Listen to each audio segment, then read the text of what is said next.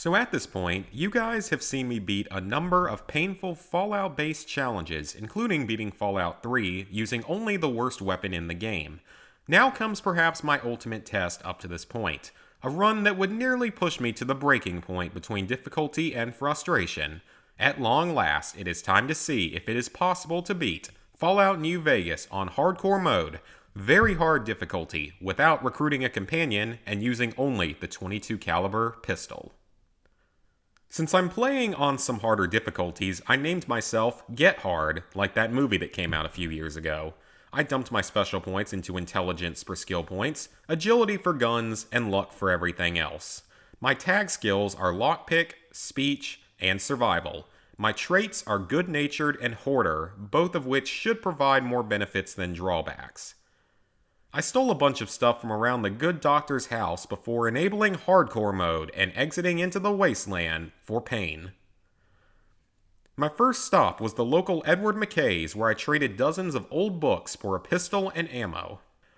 As we do Sonny's training quest, I can explain how this run works. Obviously, we will be playing on the very hard difficulty with hardcore mode enabled. These two choices mean that enemies will do a lot more damage and are harder to kill. Stimpaks and Radaway will heal over time. Stimpaks no longer heal crippled limbs.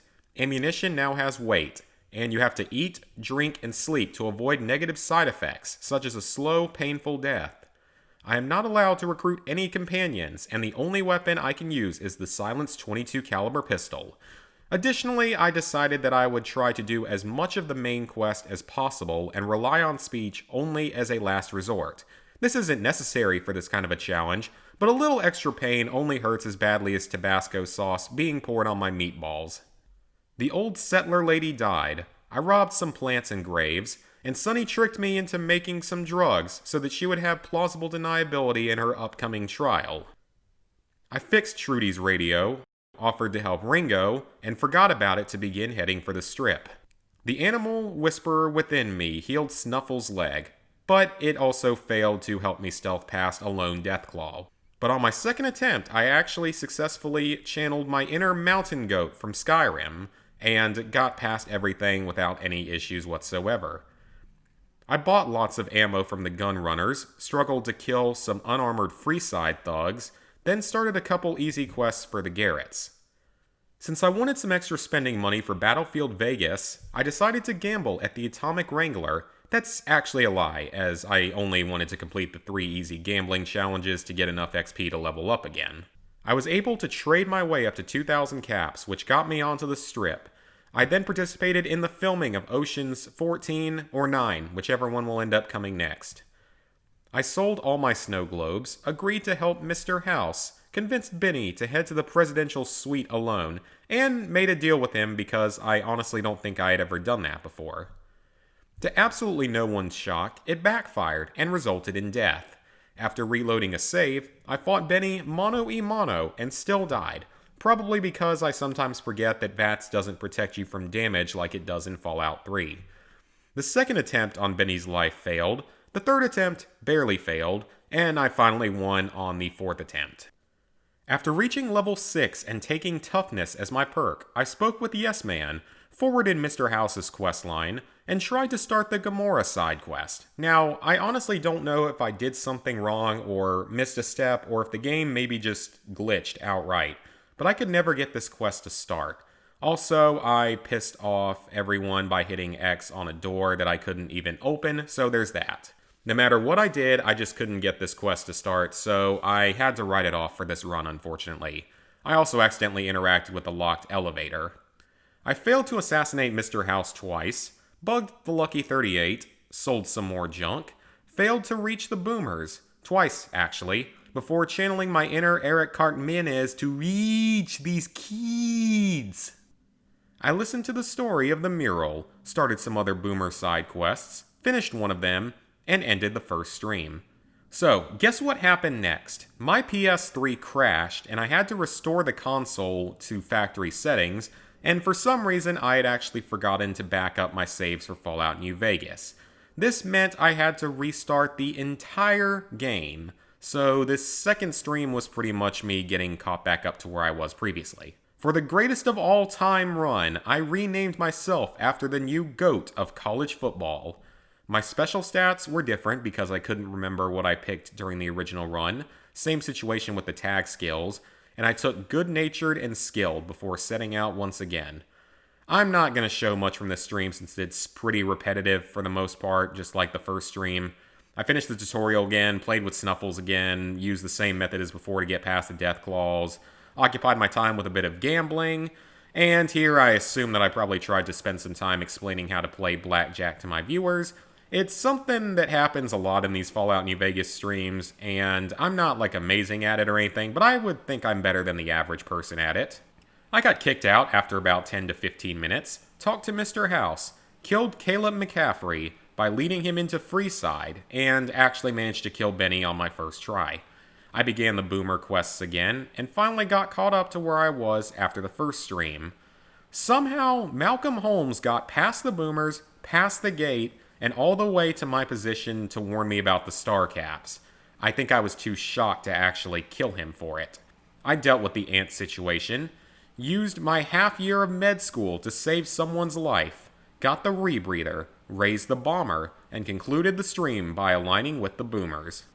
I began the third stream by finally getting around to talking to Yes Man. My next stop was the White Glove Society, where I stole a key on the first try. Then, the game crashed. No surprise there. Upon reloading my save, I lacked the skill to help one of the Teenage Mutant Ninja Turtles. I then agreed to help Mr. Tortellini. One of the acts I recruited may have been the Mysterious Stranger, and then I began the Helios 1 quest, which I didn't finish for a very long time. After using both terminals, I repaired the Boomer's solar array, stopped by the Atomic Wrangler for some more quest progress, and went ahead and finished off Talent Pool. I returned to the Ultralux to begin their faction side quest. I'm not particularly knowledgeable about this one, but I think the goal was to stop some kid from getting eaten. Regardless, I beat the quest pretty much and became liked on the strip, so that's always a good thing. Well, that's actually a lie because I had to go find a replacement guy to be eaten, but I reached level 10 in the process, so once again, it's okay. I consumed a lot of food and drugs in order to reach the inner sanctum of Mr. House and execute one of the best hopes for mankind. I once again tried and failed to start the Omerta's side quest, so I unfortunately had no choice but to skip it for this run. I went rat hunting, tested out the Garrett's new sex toy, and finished another easy side quest.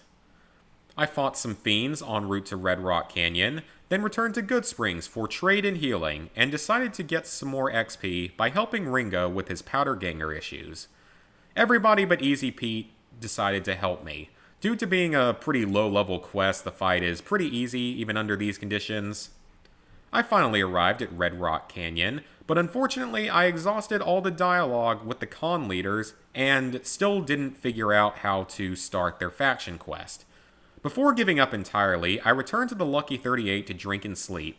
Still unsure of exactly what to do next, I resorted to trying to kill everyone, which went predictably so. And at that point I gave up on figuring it out and ended the stream. Upon going to Hidden Valley to begin the next stream, and going to the wrong bunker, I was attacked by the Brotherhood as I left that bunker. The game quick-saved here, so that was just absolutely perfect. Thankfully, sleeping or waiting made their patrol move on, but it was still annoying to deal with. I found the correct bunker, convinced the NCR Ranger to leave peacefully, and officially began the Brotherhood of Steel questline. I located the missing Brotherhood patrols, the one at RepCon was particularly annoying, and I set off to retrieve 3 scouting reports. During the process, I was molested by a large family of geckos who proceeded to kill me and then consume my flesh and bones for their satanic rituals. Things took a turn for the worse as a group of cazadors trapped me within a small shack. There were also some geckos outside. I died multiple times trying to get away from here, but I was eventually able to escape Todd Howard's wrath. I got the final scouting report, and was tasked with repairing the bunker's air filtration system. The first stop was Vault 11, now filled with dozens of small mutated animals that all wanted to have their way with the courier. This wasn't really that bad because most of the creatures were small and weak, but I still died multiple times and got to a point where I no longer cared about the side quest at that point in time, and I decided to move the game forward. Apparently, I wasn't allowed to try and save President Kimball because the NCR hates me, which I kind of forgot was a thing. So my final stop before the end of the game was the El Dorado substation, but the game was lagging so much that I went ahead and ended before its stream. I returned at a later point, much more refreshed and ready to continue. I think I got the NCR and the ants to kind of fight each other, though neither side did a whole lot of damage, and I ended up killing an NCR soldier to take his uniform for the rest of the game. The NCR inside the substation didn't even care that I did something to their computer system. I then proceeded to trade with the gunrunners and various other merchants and attempted to fight off some fiends. I assume I did this to either gain some more XP or to try to finish the Brotherhood quest line because I feel like dragging this out as long as possible.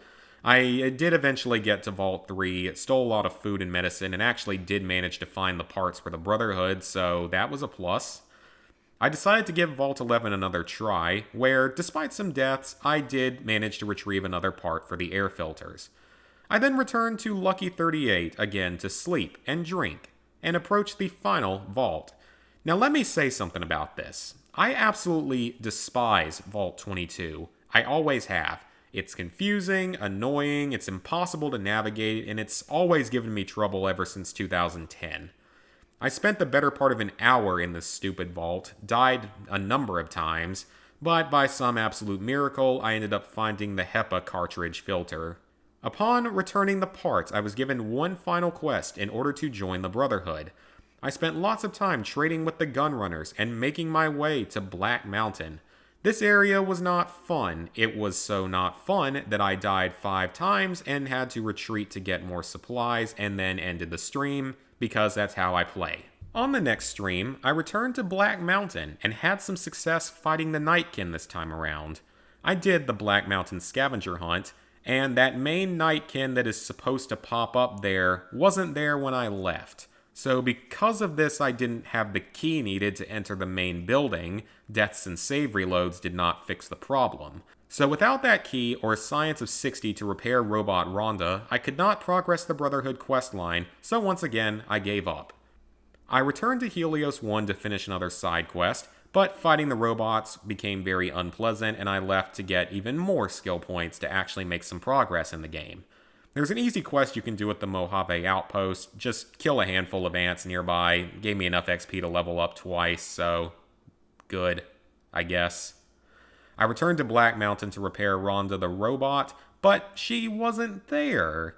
Through some research, I found out that she despawns after 3 days after you enter the building for the first time, and never spawns again. Wonderful game design. And this isn't even Bethesda, so I can't even blame Bethesda. On a more positive note, I did manage to complete the quest at Helios 1. Trading started to become more annoying because your hydration and starvation and sleep deprivation meters increase while fast traveling and waiting, a problem I didn't really plan for as heavily as I probably should have. With over 600 bullets and 2 fully repaired 22 caliber pistols, I went ahead and began the final quest. The final battle could not have started out any worse than it did. I died multiple times, and the game crashed again because of course it had to. So, due to the constant deaths and crashes, I made the executive decision to finish this challenge run in a video for the convenience of the viewers. I did somehow manage to kill a power armor guy, died again, learned that you can actually speech check your way past them, Julie did the thing, and I actually made it back to the surface.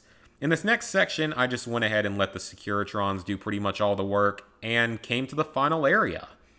It took more than 100 shots to kill a single Praetorian guard, switching between regular and hollow points, or whatever the other ammo is, because spilling wax on my pubes was only mildly painful enough. My first attempt at the Legate fight resulted in a quick death. On my second attempt, though, I managed to get into a position in which the melee-wielding Praetorians couldn't hit me, and the Legate got stuck in a tent. The enemies in the guard towers didn't attack me because I was using Legion armor, so in my opinion, I think it should be possible to defeat the Legate under all these conditions if I had been more patient and come into the fight a little more prepared. You probably need a few thousand rounds of ammo and a lot more chems than I had, though. On my third attempt, I convinced the Legate to man up for a 1v1 on shipment. For the first time ever, I found out that the Leggett actually carries a 9mm pistol. Pretty cool. On my 4th attempt, I speech checked my way to victory because I didn't feel like wasting the time or having the patience to spend hours waiting and trading for the supplies needed to possibly win this fight. My Securitron army inserted their missiles deep into the collective anus of the NCR, and I beat Fallout New Vegas on very hard difficulty, hardcore mode, using only a .22 caliber pistol and without recruiting any companions. So this run was interesting, to say the least. It was hard, it pissed me off a lot, it glitched out a number of times. The longer you play, the more unstable the game becomes. And to be fair, I did make some parts harder on myself by deciding to actually go do all the side quests instead of speedrunning the game. I don't really recommend trying this challenge. Maybe just stick with very hard hardcore mode, but play normally otherwise. Regardless of this, thank y'all for watching. Please like, favorite, share, subscribe, and ring that bell if you haven't already. And the next challenge will finally take us away from the Fallout universe.